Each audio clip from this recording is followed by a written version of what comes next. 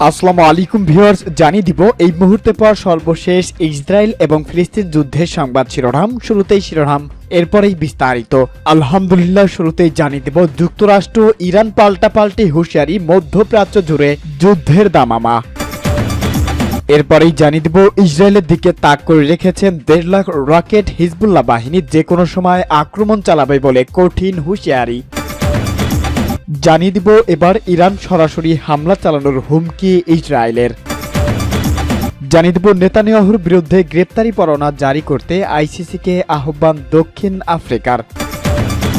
জানাবো গাজা ইস্যুতে সরব বিশ্ব, নীরব আন্তর্জাতিক সংস্থাগুলো, বললেন ইব্রাহিম রাইসি। সর্বশেষ জানিয়ে দিব বলিভিয়ার পর ইসরায়েলের বিরুদ্ধে আরও 2 দেশের কূটনৈতিক পদক্ষেপ।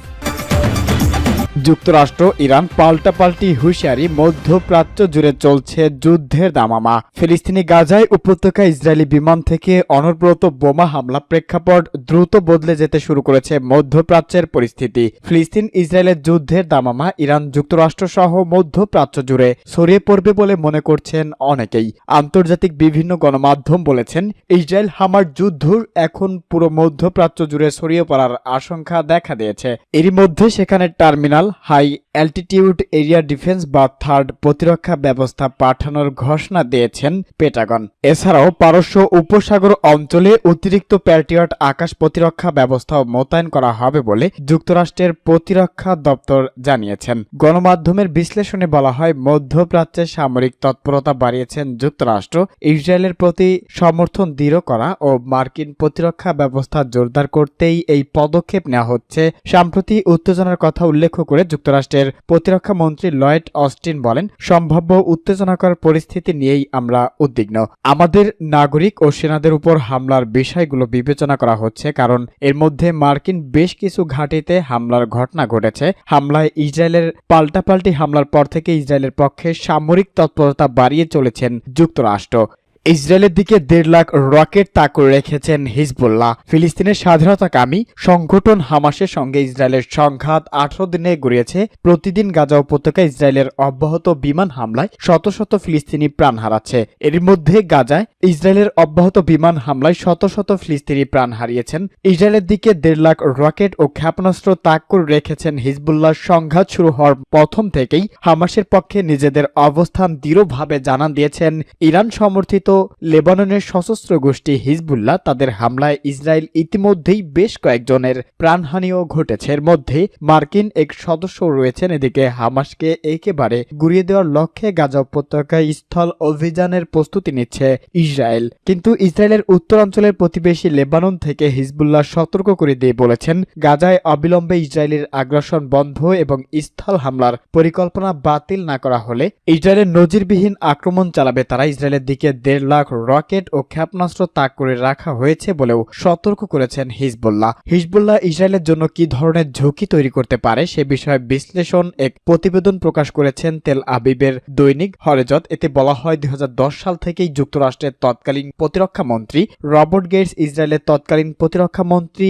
এহুদ বারাককে পাশে নিয়ে এক যৌথ সংবাদ সম্মেলনে সেখানে তিনি বলেন, আমরা বর্তমানে এমন এক পর্যায়ে আছি যেখানে হিজবুল্লাহর কাছে বিশ্বের বেশিরভাগ দেশের চেয়েও অনেক বেশি রকেট ও ক্ষেপণাস্ত্র রয়েছে। এবার ইরানে সরাসরি হামলা চালানোর হুমকি ইসরায়েলের। ইরানকে কড়া হুঁশিয়ারি দিয়েছেন ইসরায়েল। দেশটির এক মন্ত্রী এবার ইরানে সরাসরি হামলা চালানোর হুমকি দিয়ে বসেছেন। প্রথম থেকেই হামাস ইসরায়েল মধ্যকার যুদ্ধ যেন অন্যত্র ছড়িয়ে না পড়ে সে ব্যাপারে শক্তিশালী সশস্ত্র গোষ্ঠী হিজবুল্লাহকে হুঁশিয়ারি দিয়ে আসছেন পশ্চিমা দেশগুলো।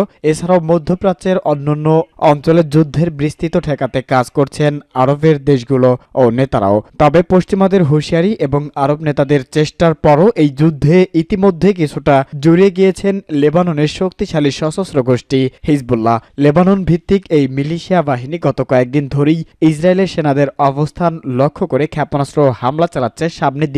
সামনের দিনগুলোতে দুই পক্ষের মধ্যে বড় যুদ্ধ বেঁধে যাওয়ার আশঙ্কাও করা হচ্ছে এখন। তবে ইরান সমর্থিত সশস্ত্র গোষ্ঠী হিজবুল্লাহ যদি এই যুদ্ধে যোগদান করে তাহলে ইরানের বিরুদ্ধে সরাসরি হামলা চালাবে বলে হুমকি দিয়েছেন ইসরায়েলের অর্থ ও পরিকল্পনা মন্ত্রী নীরব বরকাত। এবার ইরানে সরাসরি হামলা চালানোর হুমকি ইসরায়েলের। ইরানকে কড়া হুঁশিয়ারি দিয়েছেন ইসরায়েল দেশটির এক মন্ত্রী। এবার ইরানে সরাসরি হামলা চালানোর হুমকি দিয়ে বসেছেন। প্রথম থেকেই হামাস ইসরায়েল মধ্যকার যুদ্ধ যেন অন্যত্র ছড়িয়ে না পড়ে সে ব্যাপারে শক্তিশালী সশস্ত্র গোষ্ঠী হিজবুল্লাহকে হুঁশিয়ারি দিয়ে আসছেন পশ্চিমা দেশগুলো।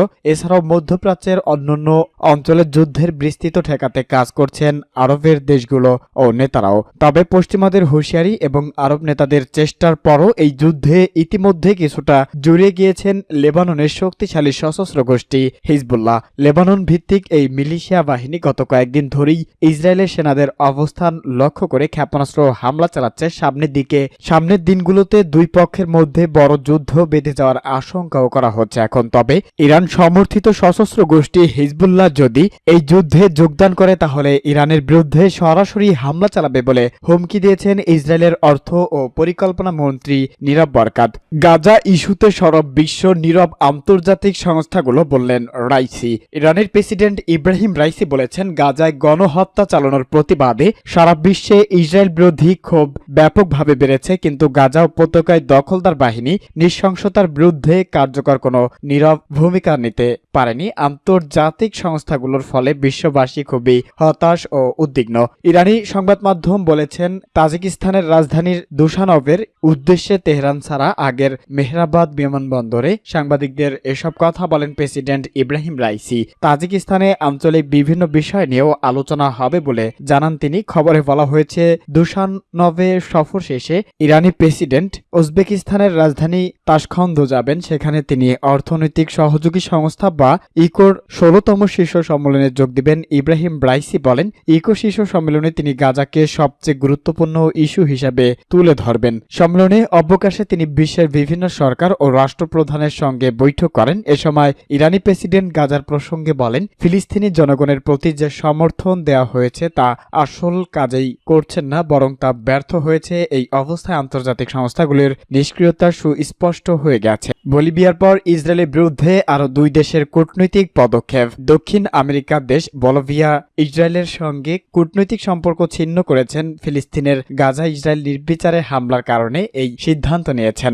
অন্যদিকে প্রতিবেশী দেশ কলম্বিয়া এবং চিলিও গাজায় বেসামরিক মানুষের মৃত্যুর নিন্দা জানিয়েছেন ও যুদ্ধবিরতির আহ্বান জানিয়েছেন। বলিভিয়ার ডেপুটি পররাষ্ট্রমন্ত্রী ফ্রিডি মামানি এক সংবাদ সম্মেলনে বলেন, বলিভিয়া গাজা উপত্যকা সংগঠিত আগ্রাসী ও অসামঞ্জস্যপূর্ণ ইসরায়েলি সামরিক বাহিনীর হামলায় নিন্দা জানিয়েছেন। ইসরায়েল রাষ্ট্রের সঙ্গে কূটনৈতিক সম্পর্ক ছিন্ন করার সিদ্ধান্ত নিয়েছেন বলিভিয়া।